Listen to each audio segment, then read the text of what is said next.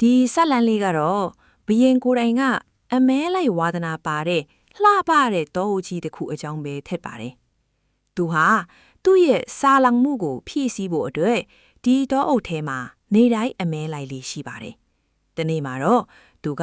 သူ့ရဲ့အရင်နီးဆုံးသူငယ်ချင်းထက်တဲ့မြေခွေးကြက်ကဲကိုခေါ်လိုက်ပါတယ်။ဟဲ့သူငယ်ချင်းမိလာပြီလား။ငါအသားလက်လက်ဆက်ဆက်မစားရတာတော်တော်ကြာပြီ။ဒီနေ့တော့ငါပိုက်ဝါအောင်တတိဆိုင်အသက်တကောင်ကောင်ရဲ့အသားကိုမင်းရှာကျွေးရမယ်လို့ဘရင်ကပြောပါတယ်။မြေခွေးကလည်းဟုတ်ကဲ့ပါအရှင်မင်းကြီးကျွန်တော်မျိုးရဲ့အဖွဲနဲ့တွားပြီးအရှင်မင်းကြီးအတွက်အသားအလက်စားတွေကိုစီစဉ်ပေးပါမယ်။ဘာမှမစိုးရင်ပါနဲ့လို့ပြန်ပြောပြီးတောထဲကိုထွက်လာခဲ့ပါတယ်။အတော်ကြာအောင်ရှာဖွေပြီးတဲ့နောက်မှာတော့ကလေးတွေနဲ့အတူမျက်စားနေတဲ့မီးမကြီးတစ်ကောင်ကိုသူတွေ့သွားပါတယ်။မီးမကြီးဒီနေ့တော့မင်းဒီလောကကြီးကနေထွက်သွားရတော့မယ်။ဘာလို့လဲဆိုတော့မင်းကဘရင်ရဲ့အစားအစာဖြစ်လာတော့မှမို့လို့ပဲလို့မြေခွေးကဆိုပါတယ်။မီးမကြီးကမလို့ပါနဲ့မြေခွေးအကိုရဲ့ကျမရဲ့ကလေးလေးတွေငတ်တေကုန်ပါလိမ့်မယ်။ကျမကငယ်ပါသေးတယ်။ကျမရဲ့အသက်ကိုချမ်းသာပေးဖို့တောင်းပန်ပါတယ်လို့အတနာခံပါတယ်။ဒါပေမဲ့မြေခွေးကတော့ဝင်ကြီးဖြစ်ချင်တဲ့လောဘကြောင့်မီးမကြီးနဲ့သူ့ကလေးတစ်ကောင်ကိုတတ်ပစ်လိုက်ပါတယ်။ကံကောင်းထောက်မစွာနဲ့မီးကလေးတစ်ကောင်ကတော့လွတ်မြောက်သွားပြီးသူ့အဖေကိုလိုက်ရှာရင်ရောက်လာပါတယ်။အဖေဘာဖြစ်သွားတာလဲကျွန်တော်ဘလို့ဆက်နေထားရမလဲဆိုပြီးမီးကလေးကငိုကြွေးနေပါတယ်။အဲ့ဒီအချိန်မှာယုံကလေးတစ်ကောင်ရောက်လာပြီးငါလည်းမတက်နိုင်ခဲ့ဘူးသားလေဘုရင်လူမိုက်တွေကမင်းအဖေနဲ့အကိုကိုငါမျက်စိရှိမှတင်တတ်သွားကြတာလို့ပြောပါတယ်။ယုံကမီးကလေးကိုမစိုးရင်နဲ့ဒီနေ့ကစပြီးမင်းကိုအစွမ်းထက်တဲ့သူဖြစ်အောင်ငါတင်ပေးမယ်။မင်းအဖေအတွက်လက်စားချေနိုင်အောင်ကွန်ဖူးပညာတွေကိုတင်ပေးမယ်လို့ကတိပေးပြီးခေါ်သွားပါတယ်။အချိန်တွေကုန်လွန်လာတာနဲ့အမျှမီးကလေးဟာကြီးပြင်းလာပြီးကွန်ဖူးပညာတွေကိုတက်မြောက်လာက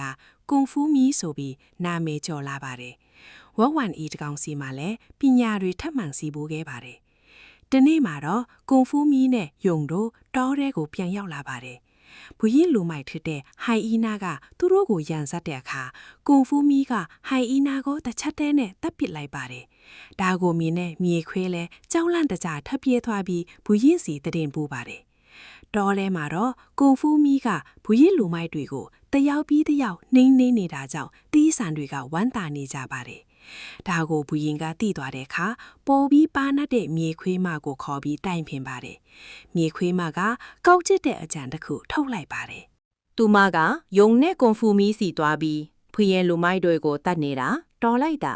ငါကူညီမယ်ညာဘက်ကူးထဲကိုဘုရင်စစ်သားတွေကိုခေါ်လာပေးမယ်။အဲ့ဒီမှာမင်းတို့တက်လိုက်ပေါ့လို့လှည့်ဖျားပါတယ်။တကယ်တမ်းမှာတော့သူမကဂူထဲကိုဖရင်စစ်သားတွေအစားကွန်ဖူမီရဲ့သူငယ်ချင်းတီလီဆန်တွေကိုလွတ်လိုက်တာပါ။မောင်နေတာကြောင့်ကွန်ဖူမီဟာသူ့ရဲ့သူငယ်ချင်းတွေကိုဖရင်လူမိုက်တွေအမှတ်နဲ့မှားယွင်းတန်မိသွားပါတယ်။ဒါကိုမီဟွီဝါကကြည်ကြဆန်းကွန်ဖူမီကအာနာမူပြီးသူ့လူအချင်းချင်းပြန်တက်နေပြီးဆိုပြီးတတော်လုံးကိုလိုက်လံဝါဒဖြန့်ပါတယ်။ဒါပေမဲ့လေမာတဲ့ရွှွန်ခွေးကမြေခွေးမတဲ့မြေခွေးကြက်ကဲတို့တိုင်မင်နေတာကိုကြားသွားပြီးယုံကိုအမှန်အတိုင်းသွားပြောပြပါတယ်။ညဘက်မှာတော့မြေခွေးမကစိတ်မလေးတကောင်ကိုဂူထဲမှာဖရင်ကတွေ့ချင်နေဆိုပြီးလှည့်ဖျားခေါ်လာပါတယ်။မြေခွေးနှကောင်ဟာစိတ်မကိုစားဖို့ပြင်နေတော့ပုံးနေကွန်ဖူမီနဲ့ယုံကိုထွက်လာပါတယ်။မြေခွေးမကအမားကိုဝန်ခံပြီးတောင်းပန်ပေးမယ်။ကွန်ဖူမီကမင်းကိုလှုပ်ပေးလိုက်ရင်အသက်ခံရတဲ့အဖြစ်မဲ့တိရိစ္ဆာန်တွေရဲ့ဝิญဉ်ကအေးချမ်းမှာမဟုတ်ဘူးလို့ပြောပြီးကောက်ကျစ်တဲ့မြေခွေးနှကောင်လုံးကိုအပြတ်ရှင်းလိုက်ပါတယ်။နောက်ဆုံးမှာတော့မြေခွေးမရဲ့ကောက်ကျစ်မှုတွေကိုတတော်လုံးကတည်သွားကြပါတယ်။ချင်းသေးမင်းလည်းကြောက်လန့်တကြားတောထဲကထွက်ပြေးသွားရပြီးကွန်ဖူမီကတောအုပ်ကြီးဟာပြန်လဲအေးချမ်းသာရသွားပါတော့တယ်။